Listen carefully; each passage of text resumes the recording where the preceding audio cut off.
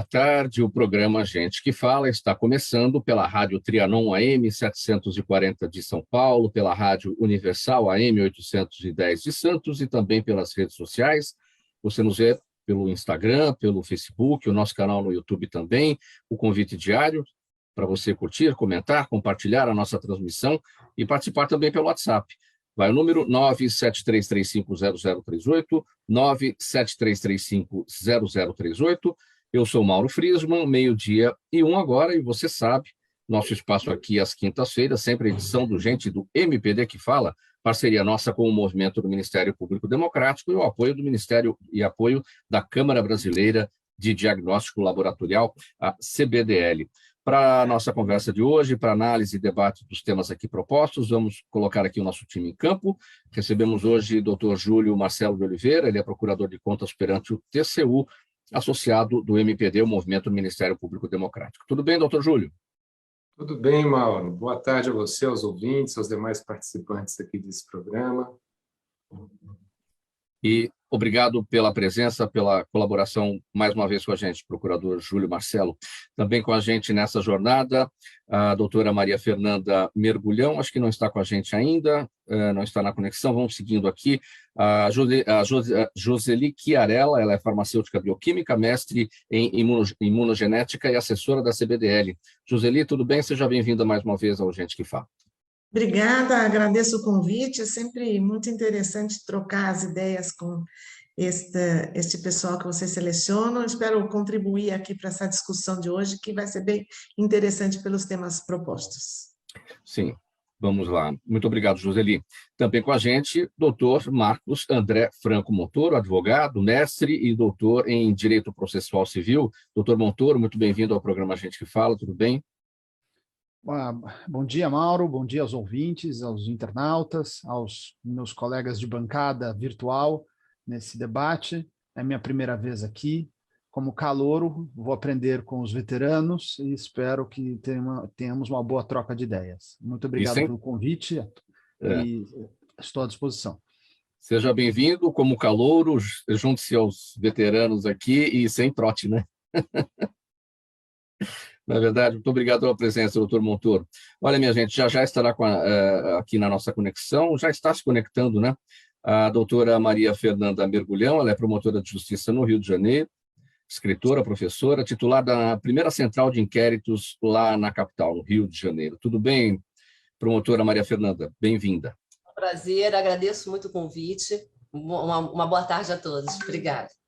Boa tarde, e vamos aqui em frente com o nosso primeiro assunto, 12:04 agora. Olha, pessoal, representantes do grupo Pacto pela Democracia entregaram ao ministro Luiz Fux, presidente do Supremo Tribunal Federal, um manifesto em defesa das eleições. Esse documento expressa o compromisso com a defesa da integridade do processo eleitoral e conclama as instituições políticas e de Estado à mobilização em defesa das eleições. Também critica o presidente Jair Bolsonaro e seus apoiadores pelos sistemáticos e infundados ataques às instituições eleitorais.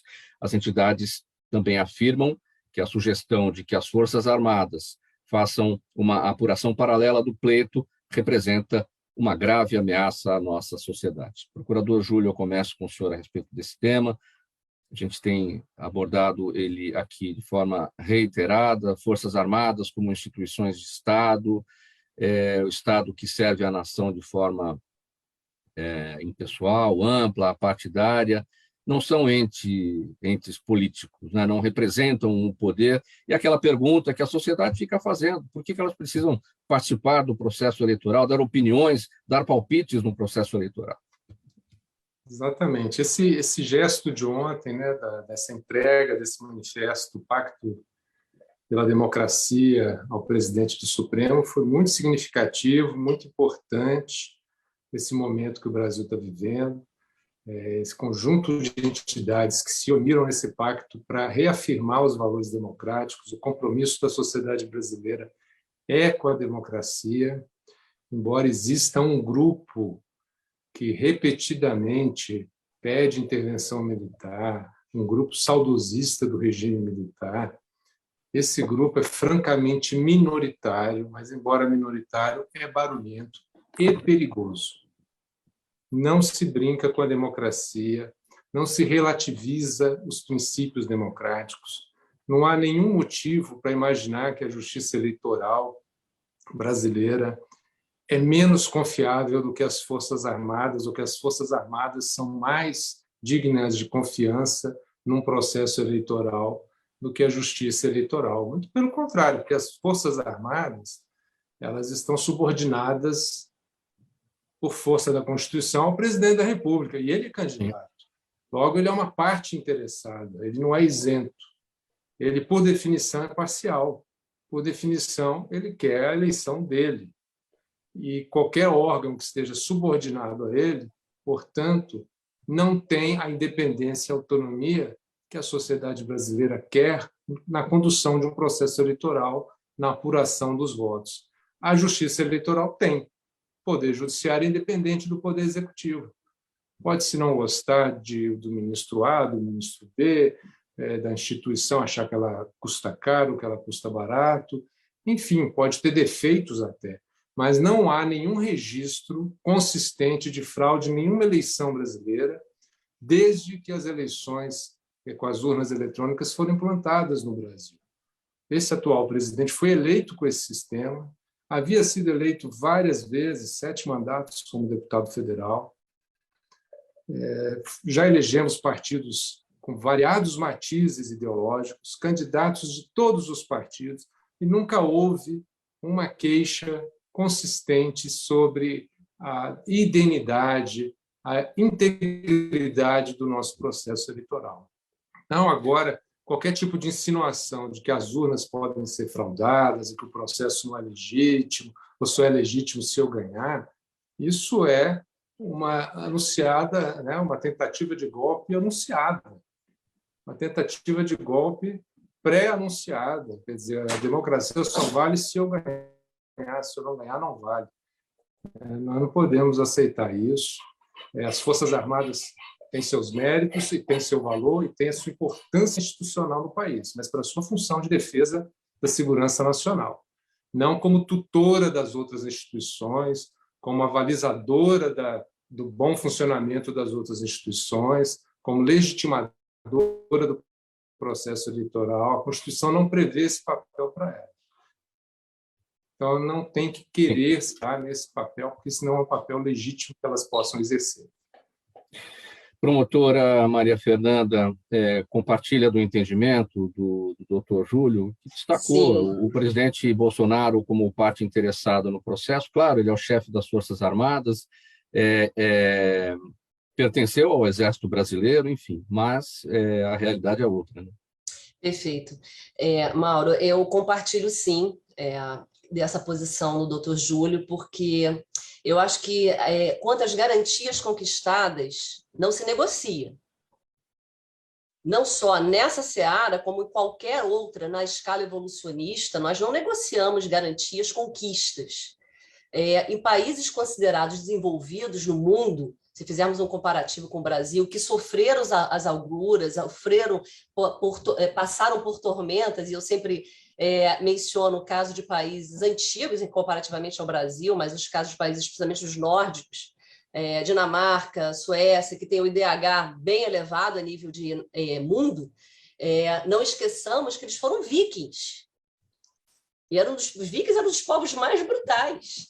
E quando se rememora aquele passado histórico longínquo, se rememora com tristeza, como garantia de que dali para frente não se negocia nada que lembre aquele período das trevas. Então, garantia não se negocia. Garantia, ela se soma. Nós não temos nenhum saudosismo de várias pessoas formadoras de opinião, ainda que a opinião seja X, Y, Z, tenham sido massacradas, mortas e excluídas da nossa convivência em outros países. Nós não temos por que desconfiar em ponto objetivo e, se existir, coloquemos na sociedade civil qual é o ponto objetivamente X, Y, Z que macule a forma do processo eleitoral informatizado. Qual vem? Vamos, como sociedade civil que somos, entender quais são as razões pelas quais chega-se à conclusão que as Forças Armadas, cujo terreno constitucional tem uma abrangência que nada se assemelha a uma pseudo-fiscalização adicional de um processo eleitoral via informatização. Eu posso colocar de uma forma muito tranquila e fico à vontade de fazê-lo, porque são 23 anos no Ministério Público e 3 de Defensoria Pública, então são 26 anos trabalhando junto ao sistema eleitoral também. No atual momento, inclusive, eu exerço uma função eleitoral. Então, eu entrei na fase que a contagem de votos era papel, mão a mão. Sim. E sei do número de problemas que nós tínhamos nas várias cidades em que eu atuava, de percalços envolvendo muitas pessoas nesse trabalho papel, que era muito mais passível de fraudes de diversos gêneros do que o sistema informatizado. Agora, se for provado para nós quais são as razões objetivamente que levem a essa conclusão de fazermos uma espécie de auditoria diferenciada, ótimo. Agora, essa auditoria seria pelo sistema envolvendo forças de segurança nacional? Então, Mauro, você me desculpe, não existe cabimento em nada. Não existe, uma coisa tão esdrúxula, daí porque eu compactuo com o que o doutor Júlio colocou, que esse manifesto é um manifesto necessário, importante, para que a sociedade civil, através dos seus representantes, principalmente a classe intelectual, comprove que não podemos retroceder em hipótese alguma sob o argumento, pseudo-argumento de garantia, onde já está garantido. Sim. Joseli, o manifesto absolutamente necessário para uma situação, como destacou a promotora, esdrúxula, né? É o termo exato. Joseli? Seu áudio fechado. Agora sim, vamos lá. Que capacidade que a gente tem de criar situações ruins, desconfortáveis, né? Porque, como o doutor Júlio e a doutora Maria Fernanda falaram, a gente aqui tem uma... A gente levou tanto tempo para solidificar algumas instituições, quer dizer, essa questão do voto aqui é uma questão já tão sólida, tá? Ainda ontem tiveram novos experimentos para garantir que não existe nenhum problema de fraude, mas este grupo barulhento que o doutor Júlio mencionou, que criou factoides e que levou a esta situação que a gente tem que ficar buscando mecanismos de garantir o que já estava garantido, confirmar o que já era confirmado. Então, assim, é muito ruim para o país isso, né? A gente tem uma boa reputação internacional, inclusive, com o nosso sistema de eleição, né? Sem e dúvida. Que mais uma das coisas que repercute negativamente no Brasil, você desacreditar um sistema e uma instituição já tão consolidada e comprovada e garantido. É uma pena todos esses retrocessos pequenos e grandes que a gente tem visto ao longo dos últimos meses e que eu acho que vão se agudizar ainda mais nos próximos 4 ou 5 meses. Eu acho triste uma situação assim. Doutor Marcos Montoro, seu entendimento sobre este tema? Eu começo dizendo que eu concordo com o que os expositores precedentes disseram e vejo que, na atualidade, o grande tema, o tema mais importante que em debate no Brasil, em atenção da sociedade, é a democracia. Porque sem democracia, todos os demais temas importantes, porque o Brasil é um país muito complexo, o Brasil é um país que tem problemas de primeiro mundo e de terceiro mundo, nós temos altas questões de financiamento de ciência, que são questões de primeiro mundo, e questões de saneamento básico, que são questões de terceiro mundo. Então, nós temos problemas muito diversificados. Mas hoje, em vez de nos preocuparmos com todos esses problemas, continuamos nos preocupando, mas o grande tema nacional que sequestrou, em certa medida, todos os demais, é a democracia. São as ameaças à democracia. Então, hoje, me parece que o grande tema de atenção é a democracia, infelizmente, porque a gente deveria estar pensando nos problemas efetivos que deveríamos enfrentar, mas temos que estar atentos à democracia, como mencionou o doutor Júlio, como mencionou a doutora Maria Fernanda e compartilho o sentimento de tristeza da doutora Joseli, de tristeza de a gente ter que tratar disso, que já são conquistas que a sociedade brasileira conseguiu a duras penas, não só a classe política também participou dessas conquistas, né? E acho muito, muito importante que a sociedade civil ajude as instituições a se defenderem. Porque se nós ficarmos numa posição de, não, as instituições vão funcionar, vai ficar tudo bem, pode deixar que o Supremo, o TSE e os tribunais regionais eleitorais vão segurar o rojão, eles podem não segurar. A sociedade tem que mostrar, e por isso o ato de ontem foi muito importante. Eu falei que eles talvez não segurem, não porque eu não acredito nas instituições, pelo contrário, acredito muito, mas elas precisam de respaldo, porque há uma minoria barulhenta e perigosa, como bem disse o doutor Júlio, que é aquela que quer fechar o Supremo com 3 soldados, né? Então, me parece muito importante a defesa das instituições, e até pelo fato que a Justiça Eleitoral é o órgão isento que foi criado pela Constituição, é antigo no sistema brasileiro, porque não tem sentido deixar que o executivo, ou um braço do executivo, ou mesmo o legislativo, ou um braço do legislativo, se ocupem das eleições, porque eles são as pessoas interessadas. A eleição tem que ser dirigida pelos desinteressados, que são a Justiça Eleitoral. A Justiça Eleitoral tem uma composição prevista no artigo 118 e seguintes da Constituição Federal, que estabelece que ela tem 2, por exemplo, o TSE, o Tribunal Superior Eleitoral, possui 3 ministros do STF, possui 2 ministros do STJ, possui 2 advogados nomeados pelo presidente da República, mas com indicação do Supremo, quer dizer, é uma lista fechada, o presidente não indica quem ele quiser, né? E a lista que está na mão do Supremo agora possui nomes gabaritados, né? E aquele ponto, doutor Montoro, que a gente aborda aqui reiteradamente, que a gente tem que chamar a atenção, o dia a dia da situação das pessoas, da sociedade brasileira, com inflação, com desemprego, com combustível aumentando praticamente todos os dias, tudo isso sendo encoberto por essa história de uma suposta vulnerabilidade do sistema eleitoral brasileiro, e a gente esquecendo, né, exatamente o que está acontecendo com o povo aí em cada esquina, passando as suas dificuldades, não é verdade? É verdade, e eu gostaria de acrescentar o seguinte, se não me engano foi a doutora Joseli que mencionou que ontem foram feitos testes, isso não é uma resposta às acusações recentes. A Justiça Eleitoral faz um aprimoramento permanente dos sistemas, das urnas. As urnas que a gente votou na última eleição não são as mesmas urnas da primeira eleição informatizada. É uma grande fake news que segue. As urnas são sempre as mesmas. Você usaria um computador de 1996? Não são as mesmas urnas. O sistema está sempre sendo sujeito a testes, a aperfeiçoamentos e fiscalização por quem?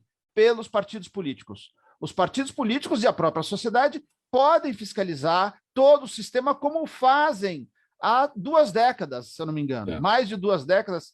E eu gostaria de dizer que eu participei da apuração de voto em papel, como a doutora Maria Fernanda mencionou, e era uma confusão, porque às vezes o número, você brigava se aquilo era um 3 ou se eram 6, talvez o exemplo não tenha sido melhor, se estava escrito Monteiro ou Montoro, e tem um candidato Monteiro, para quem vai o voto? Sim.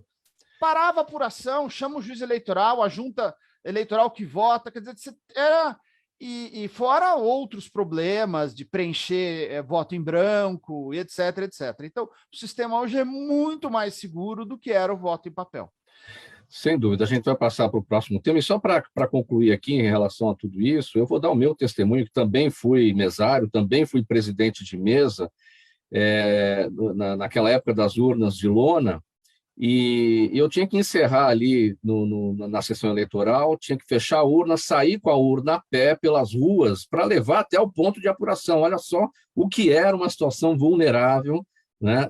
Graças a Deus nunca aconteceu nada, mas eu ia com a urna ali, todo mundo via, né, no meio da rua, uma urna sendo carregada até o local da apuração. Realmente, a mudança é absurdamente, a evolução é muito grande, não há o que se contestar. Vamos lá, 12h21, nosso próximo tema. O segundo dia do maior congresso de educação da América Latina tratou do eixo inclusão e diversidade.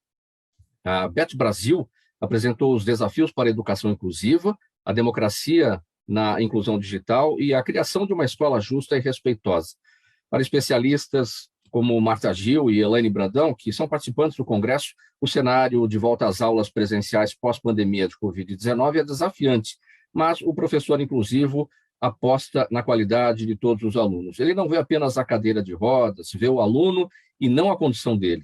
E sabe que a educação é direito de todos. O educador inclusivo é disruptivo, chega e muda tudo dentro de nós. Joseli, como é que a gente desenvolve um educador inclusivo? Esse é o desafio também, né? Seu microfone. Como é que a gente desenvolve um educador inclusivo neste país de diversidades como o Brasil? Porque uma coisa é você desenvolver um educador inclusivo num centro muito urbanizado, com vários acessos. Outra coisa é você desenvolver um educador inclusivo nos rincões do Brasil. Quer dizer, esta obrigatoriedade que nós temos de ter uma educação homogênea em todo o país, isso já por si só é um desafio. E a gente tem o desafio da fome, porque uma criança com fome, ela pode ser classificada com algumas incapacidades, porque a capacidade de aprendizado é grande. Então, o desenvolvimento de profissionais da área de educação, ele é um enorme desafio. E eu acho que a gente nunca olhou esse tema da maneira que devia ser olhado, com planejamento, capacitações, respeitando os regionalismos, que eu acho que isso é muito importante. Eu acho que isso aí é um mundo que tem que ser abordado. Num país que as políticas de Estado vão se perdendo ao longo dos governos, porque isto, voltando ao tema anterior, a educação também é um outro tema que a gente vê que está sendo, as bases estão sendo um pouco abaladas das conquistas que haviam sido feitas. Nós tivemos um ministro que diz que criança especial atrapalha o rendimento da classe. Então, nós temos que fazer uma mudança que ainda é muito maior na sociedade. Temos que fazer primeiro identificar os problemas, planejar e executar com capacitação. Será um processo longo e a gente só vai conseguir alcançar um resultado se a gente tiver continuidade.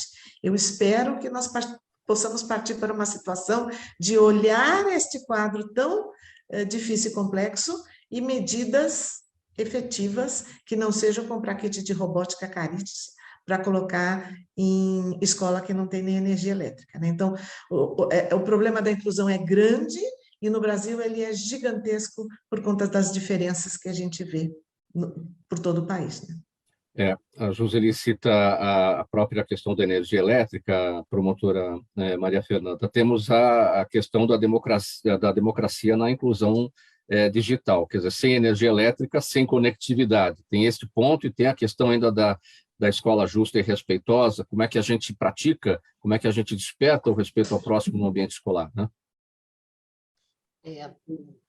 Eu, Mauro, posso falar? Sim, pode falar. Por favor, obrigada. Bom, nessa mesa de debates, eu confesso aos senhores que o magistério é um ponto que me toca profundamente, porque de onde eu comecei antes de entrar na justiça, como professora de segundo grau, e ao SPB, o antigo SPB, e de lá para cá não parei até hoje. Hoje de manhã, inclusive, tive uma classe mais cedo, então passei por ensino de colégio, faculdade, mestrado, doutorado, e não abro mão, porque é o que me dá energia para continuar essa labuta.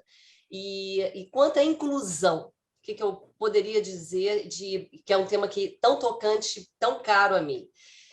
O professor, apesar de todas essas dificuldades, essas deficiências que o nosso país possui, né? Porque é um paradoxo absurdo, porque nós somos uma entre a 8ª e 10ª economia mundial de riqueza, e também o paradoxo, somos um dos países mais desiguais do mundo.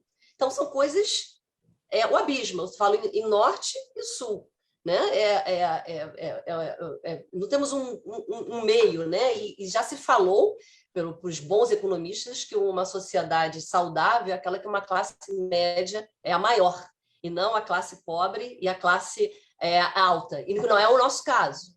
Não é o nosso caso, não é o caso do Brasil. Agora, eu acho que declarações como a doutora Joseli colocou, de determinados representantes políticos, como atrapalha, não atrapalha, etc., da mesma forma, nós não podemos desconsiderar as garantias, porque o Estatuto do Portador da Deficiência, em 2015, assegurou como lei nacional a garantia daquelas pessoas que possuem deficiência física de estarem no mesmo ambiente e serem incluídas. Então, tudo que falar dentro de um sistema que já é normatizado, eu, com todo o respeito, e no direito nós falaríamos a data vênia, eu desconsidero, porque não tem valor.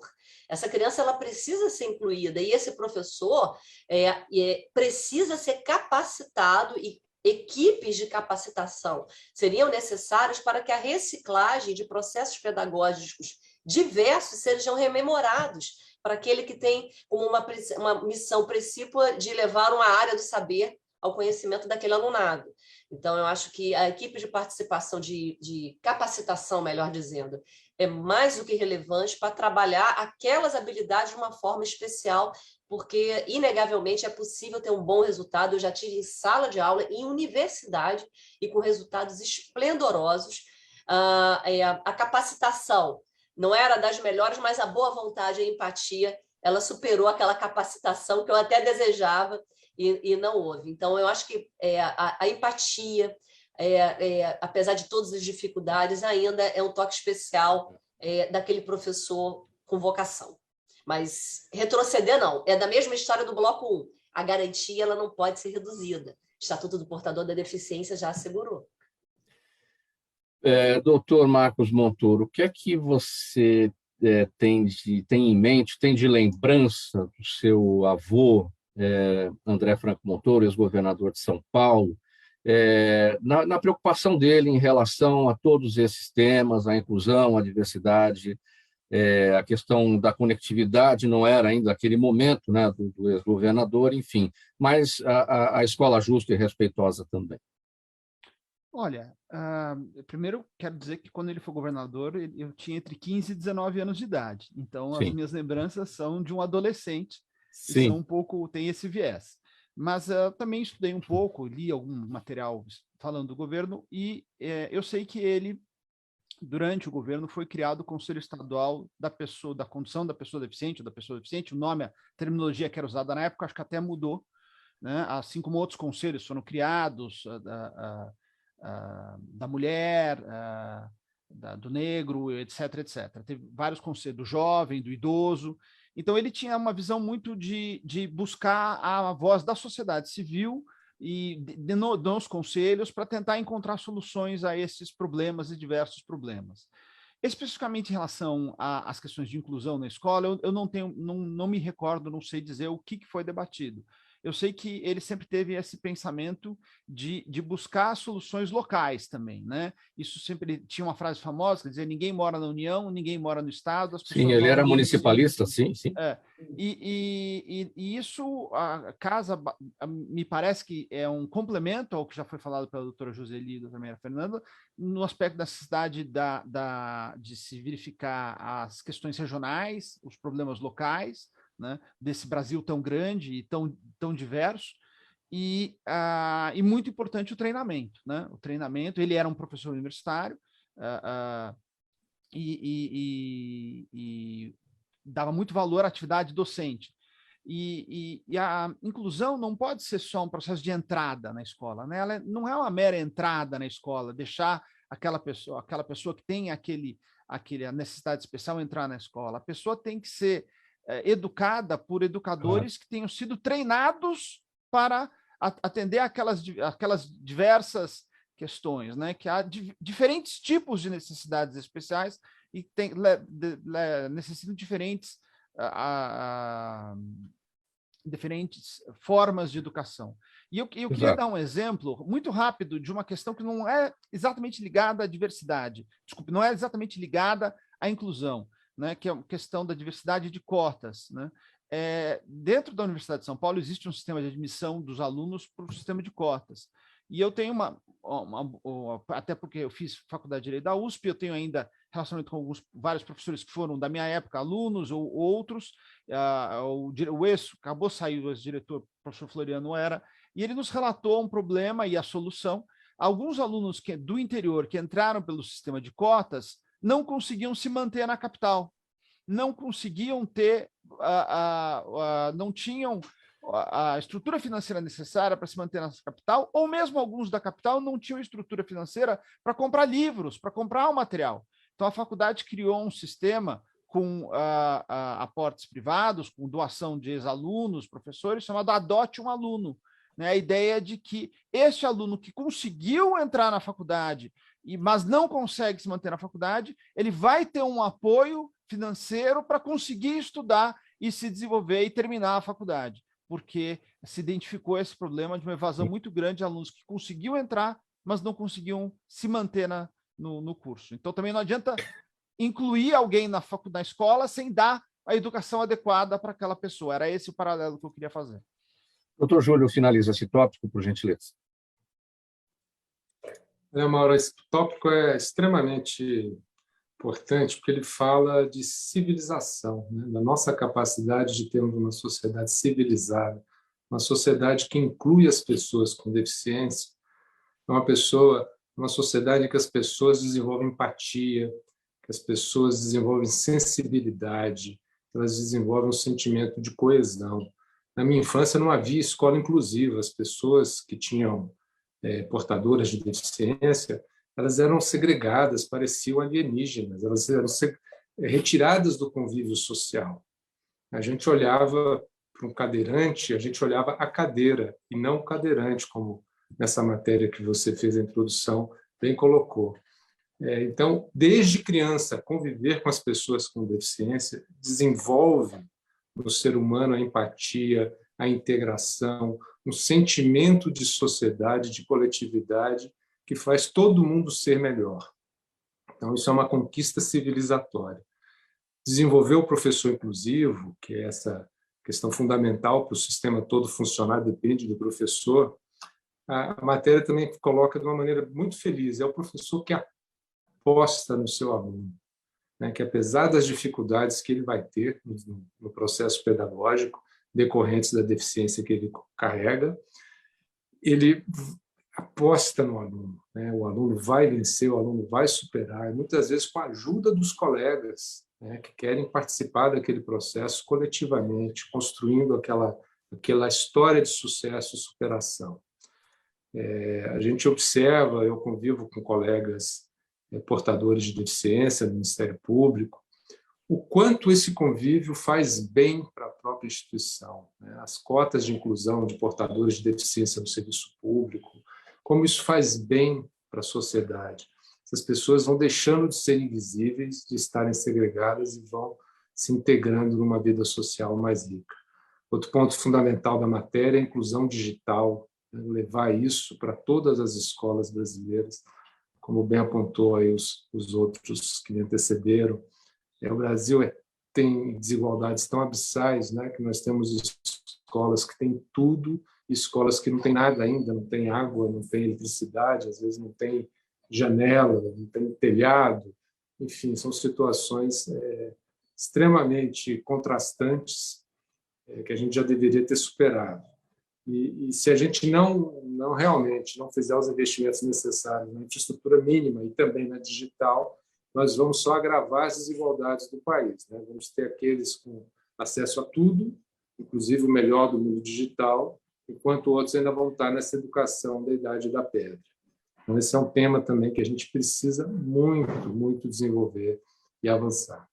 Isso sem falar na falta de segurança pública, né, para proteger a comunidade escolar, o corpo docente, os alunos e o patrimônio escolar, tudo aquilo que está dentro dos prédios escolares, os equipamentos, já que a gente está falando em conectividade, e de repente vem a bandidagem, invade e leva tudo embora. Segurança pública é fundamental. 12h35, a gente vai parar rapidinho, um breve intervalo, a mensagem do nosso apoiador, voltamos já. Toda ação estratégica de sucesso tem um componente fundamental: um instituto de pesquisas ético, rápido e preciso.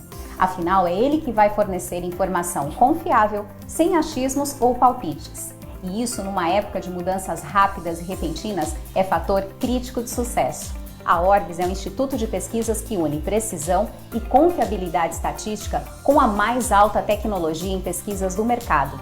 Tem inteligência artificial, robótica e Big Data, entre outros recursos, para que você tenha uma informação correta, confiável, com o menor custo e no menor tempo possível. Na sua próxima ação, seja ela corporativa ou política, comece pela Orbis, porque com a informação correta, você vai mais longe, mais rápido e com mais segurança. Faltando 24 minutos para 1 da tarde agora, de volta com o programa Gente que Fala, edição de quinta-feira. Este é o Gente do MPD que Fala, parceria nossa com o movimento do Ministério Público Democrático e o apoio da Câmara Brasileira de Diagnóstico Laboratorial. Nosso próximo assunto por aqui é o seguinte. Olha, Joseli, o Centro de Vigilância Epidemiológica de São Paulo está investigando 7 casos suspeitos de hepatite grave em crianças nas cidades de São Paulo, São José dos Campos e Fernandópolis. A doença atinge pacientes com menos de 16 anos de idade, que apresentam sintomas semelhantes aos da doença hepática, como icterícia, diarreia, vômitos e dores abdominais, porém, sem a presença do vírus da hepatite. Essa misteriosa doença já afetou mais de 350 crianças em 20 países, com pelo menos 5 mortes. E há suspeita de que ela possa estar sendo desencadeada pelo adenovírus, que é o vírus comum da gripe, ou até mesmo pelo coronavírus. Por que essa suspeita? O que é que levanta essa suspeita, Joseli, de que tudo isso pode estar por trás disso, né? O adenovírus ou o coronavírus, essa estranha doença sem a presença do vírus da hepatite? Bom, com os dados que a gente tem hoje, a gente tem essa suspeita que o adenovírus, os vírus, eles mutam, né? A gente tem aqui agora esse conhecimento todo acumulado com o coronavírus, os vírus mutam. Então, pode ser que seja um adenovírus que mutou alguma coisa e é capaz, os vírus têm tropismo, eles vão para alguns órgãos e ele seja hepatotrópico. Mas a informação ainda é muito preliminar. Por que se chegou a essa conclusão? Porque em alguns casos destas crianças foi identificada uma infecção de adenovírus junto com essa sintomatologia. Mas hoje a gente precisa juntar as informações. Neste mundo que vivemos hoje, o primeiro caso foi identificado na Inglaterra, no país nórdico, não me lembro bem, no dia 5 de abril, e hoje nós estamos no dia 12 de maio, a gente tem cerca de 230, 250 casos no mundo, com uma sintomatologia comum, uma necessidade de transplantar 14% dessas crianças. Então, imagina a consequência desta doença, que o transplante é uma alternativa terapêutica muito eficaz, mas eu vou ter uma criança que terá um acompanhamento por imunossupressão o resto da vida. Então, aqui hoje, não me surpreende o fato de São Paulo ter saído à frente, porque a gente tem uma vigilância epidemiológica muito bem organizada no estado de São Paulo, e a gente tem que juntar informações, identificar o que é comum a todos esses casos. É muito comum, porque é no planeta inteiro, nós temos casos na Europa, nós temos casos na América Latina, nós temos casos na Ásia, o comum é a sintomatologia. A causa, ainda não sabemos. E a prevenção fica difícil. A prevenção fica difícil. O que as vigilâncias epidemiológicas, a Secretaria de Saúde tem feito neste momento?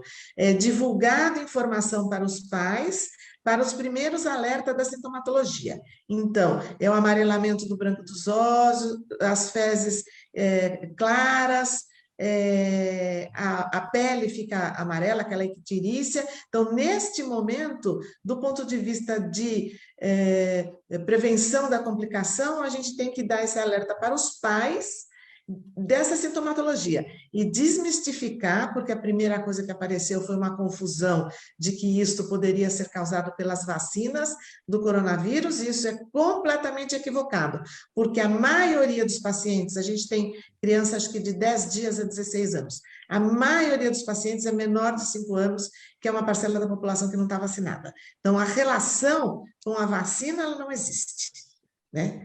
Então, fica o alerta para os pais de observar esses sintomas.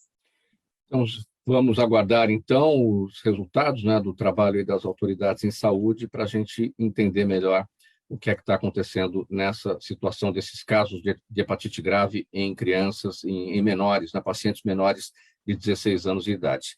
19 minutos para 1 da tarde, o nosso próximo tema. A Justiça do Amazonas inocentou o ex-ministro da Saúde, Eduardo Pazuello, pela crise do oxigênio ocorrida em Manaus em janeiro de 2021, em meio à pandemia de Covid-19. A ação foi proposta pelo Ministério Público Federal. A ex-secretária de Gestão do Trabalho do Ministério da Saúde, Mayra Pinheiro, conhecida como a Capitã Cloroquina, e o seu sucessor, Hélio Angotti, também foram inocentados. E eles foram beneficiados pela nova lei de improbidade administrativa, alterada pelos deputados e sancionada pelo presidente Jair Bolsonaro. Doutor Montoro, foi modificada, então, a parte da legislação que considerava a improbidade administrativa retardar ou deixar de praticar indevidamente ato de ofício e revelar fato ou circunstância de que tem ciência em razão das atribuições e que se deva permanecer em segredo. Está aí a razão, então, dessa absolvição do ex-ministro e dos demais, né? Sua pergunta é muito boa, Mauro, e até para esclarecer ao ouvinte, ao internauta, que a imprensa está divulgando essa notícia de uma forma um pouco além do que, na verdade, ela significa. Sim. Esta ação em questão, eu até consegui obter na internet a sentença, e li a sentença, não vi o processo todo, porque é segredo de justiça, mas a sentença eu consegui localizar, num dos portais de notícias tinha um link para a sentença.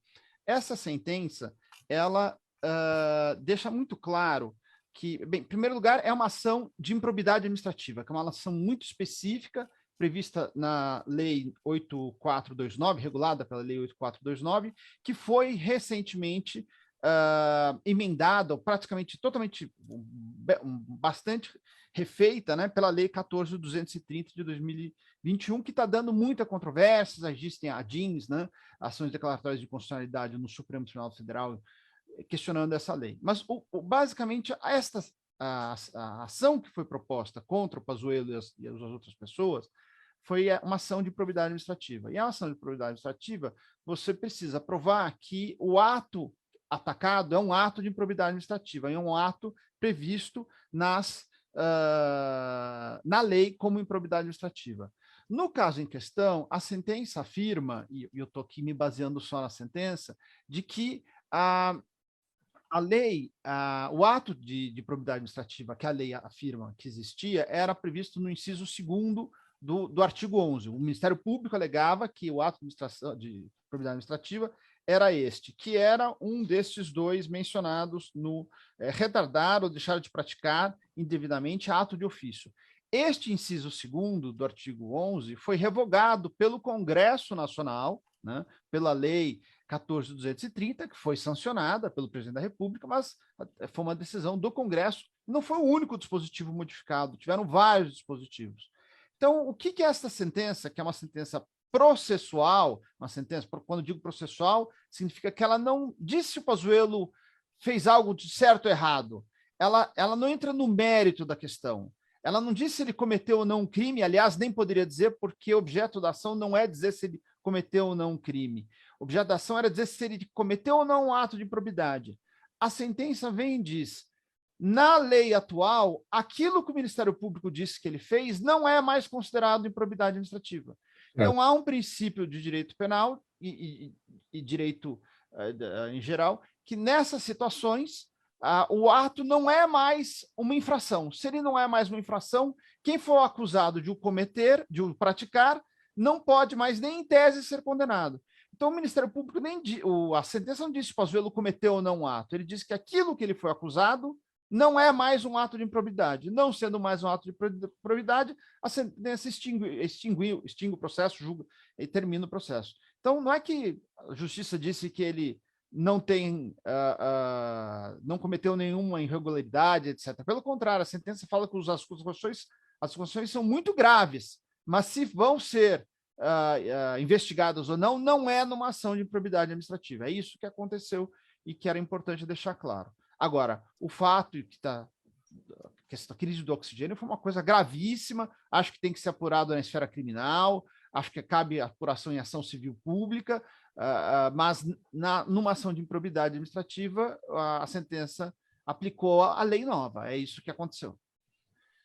Doutora Maria Fernanda, promotora, a lei foi alterada depois dos atos terem sido cometidos pelo ex-ministro Pazuello e pelos demais, né? É isso que gera essas diversas ações diretas de inconstitucionalidade no Supremo, porque ele cometeu a infração no momento em que a lei dizia outra coisa. Perfeito. A forma didática até que o doutor Marcos apresenta, ela é muito importante ser esclarecida e foi apresentada de uma forma pedagogicamente, se me permite, extremamente plausível, mas, ainda que subsista a responsabilização criminal, talvez seja importante para a sociedade civil perceber que uma garantia de civilização, de progresso, foi perdida com a revogação desses pontos da lei de improbidade administrativa.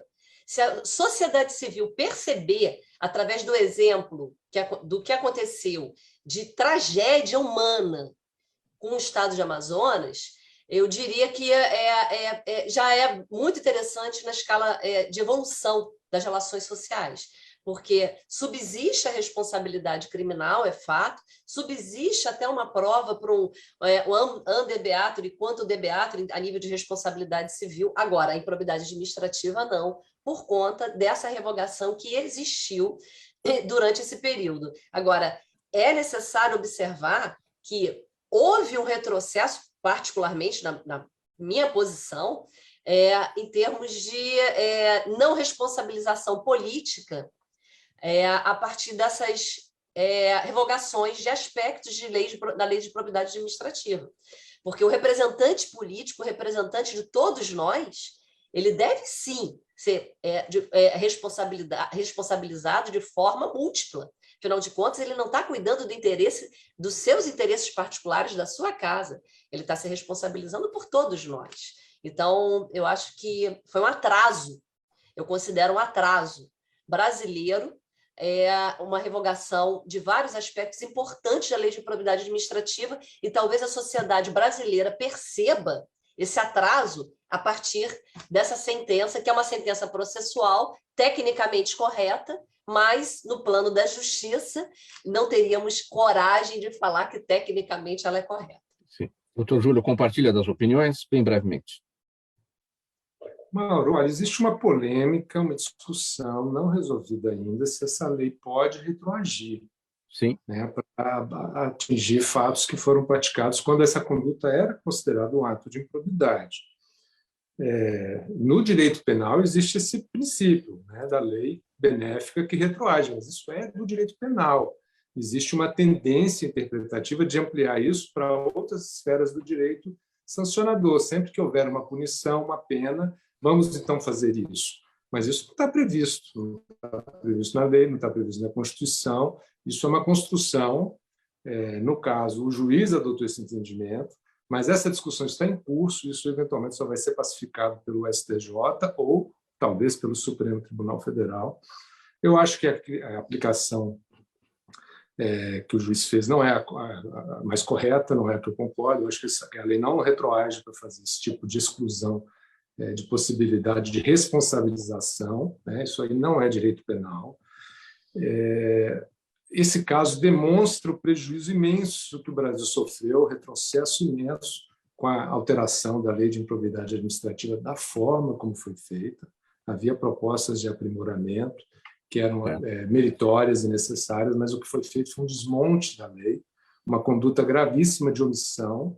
A gente viu o que aconteceu no Amazonas, em janeiro de 2021, quando em dezembro de 2020 já eram relatados a falta de oxigênio e a falta de providências do Ministério da Saúde. Então, uma conduta omissiva gravíssima não vai ter uma resposta adequada. Tratar isso com direito penal não é a melhor resposta. O direito penal é um direito mais gravoso, que tira a liberdade das pessoas, que vai encarcerar alguém. Você podia ter uma resposta no direito civil, né, com outras sanções, igualmente ou mais efetivas até, porque elas geravam um temor, né, entre os administradores públicos mais efetivo do que o direito penal. O direito penal brasileiro é marcadamente um direito, quando se trata de colarinho branco, um direito de impunidade.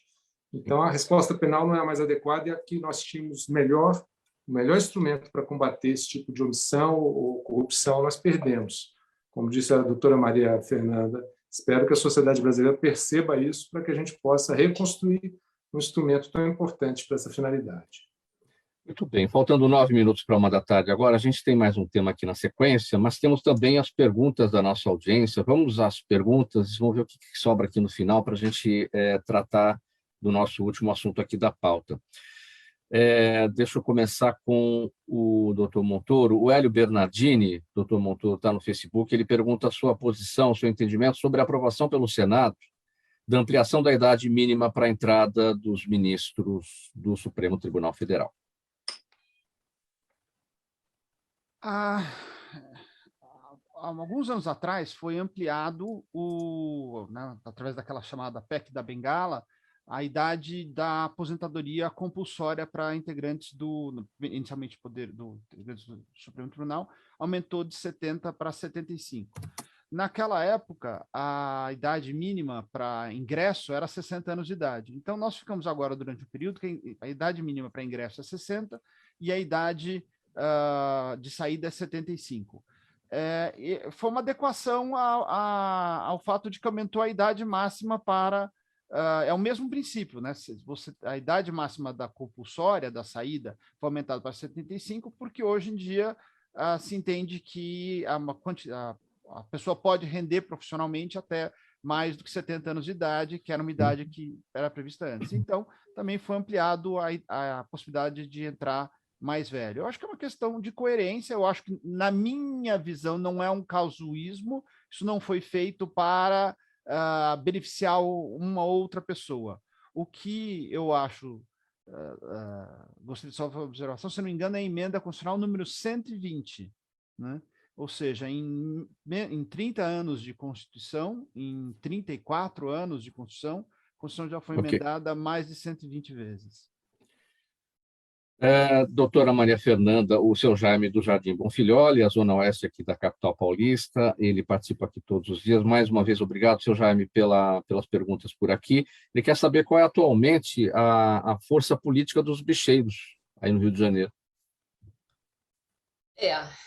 É um problema, né? Esses grupos bicheiros, paramilitares, milícias, né? Eu colocaria no mesmo gênero que preocupa, porque não estariam, em tese, afinados aos princípios, à carta política, ao acordo celebrado entre cidadãos que trabalham, levam as suas vidas de uma forma honesta, com a tábula de valores já pré-determinada, e é um motivo, sim, de preocupação. Controle maior, cada vez mais sendo realizado, agora aquele influxo de que todos estejamos compartilhando dos mesmos princípios éticos e morais, mas eu poderia dizer, em síntese, ao senhor Jaime, que ainda é um problema no Rio de Janeiro. Joseli, a Juliana Rocha está no Instagram e pergunta se já é possível fazer uma análise sobre o uso dos autotestes contra a Covid-19 no Brasil e se as pessoas estão sabendo como é que se usa isso corretamente e se estão comunicando os resultados aos órgãos competentes. Com relação à comunicação, foi criada recentemente uma plataforma chamada meuautoteste.org.br para que as pessoas possam colocar. Os dados ainda são muito preliminares. O que a gente tem aqui é uma redução bastante importante do número de casos, e que agora aqui no estado de São Paulo e no Brasil, nos últimos 3, 4 dias, a gente teve aumento de novo, e nós somos sempre muito negligentes, a gente está testando pouco. Nós sempre testamos pouco e nós continuamos testando pouco. Então, os autotestes, eles têm sido usados como ferramentas em algumas situações muito específicas, por exemplo, empresas que se disponibilizam para os seus funcionários, famílias que testam entre a família para ver o isolamento, porque a gente começou a ver de novo disseminação, mas os dados coletados são muito pequenos. O dado novo que a gente tem é de um aumento de número de casos da ordem de 20% e 30%, pelo menos nos últimos 5 dias. Ainda temos que observar um pouquinho mais. Doutor Júlio, Camila Quaresma, no nosso canal no YouTube, quer saber o seguinte: como é que o TCU está entendendo, está avaliando essa questão do projeto bilionário já conhecido como Centrão Duto?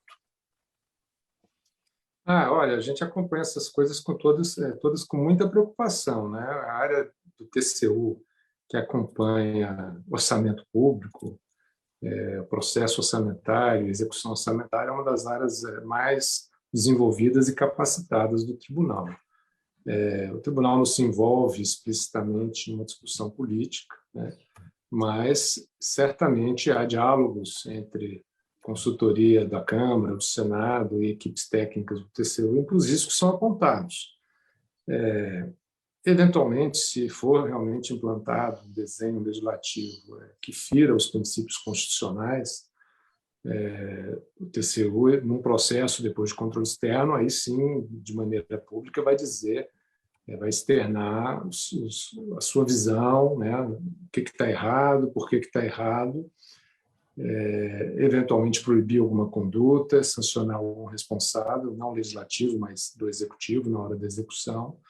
Agora, quando você tem mecanismos inconstitucionais de execução orçamentária, acaba que o último fórum de proteção da sociedade é o Supremo Tribunal Federal, como a gente está vendo aí com o orçamento secreto, né? Apesar de amplamente inconstitucional, de vários processos no TCU que estão tratando desse tema, né? Quando você tem que afirmar que uma lei é inconstitucional, essa prerrogativa é do Supremo Tribunal Federal. Então, essa ação que hoje é relatada pela ministra Rosa Weber talvez seja a mais efetiva para fazer esse combate. E no caso do Centrão Duto, é o que poderá acontecer também. Ok, minha gente, faltando 2 minutos para 1h da tarde, a gente vai partir aqui para o encerramento, já não temos mais tempo. Doutor Júlio está com a palavra, sua despedida muito breve, 10 segundos no máximo, doutor. Mauro, muito obrigado, foi uma honra participar ao lado dos outros integrantes desse país hoje. É uma honra estar no seu programa. Obrigado pela presença, até uma próxima oportunidade. Promotora Maria Fernanda Mergulhão, 10 segundos para o seu encerramento. Mauro, muito obrigada, aos colegas, muito obrigada, é um prazer e parabéns pelo papel democrático, civil. Com certeza vamos caminhar rumo a um progresso, rumo ao esclarecimento, um programa dessa magnitude. Meus parabéns. Muito obrigado, promotora Maria Fernanda Mergulhão. Joseli Chiarella, sua despedida.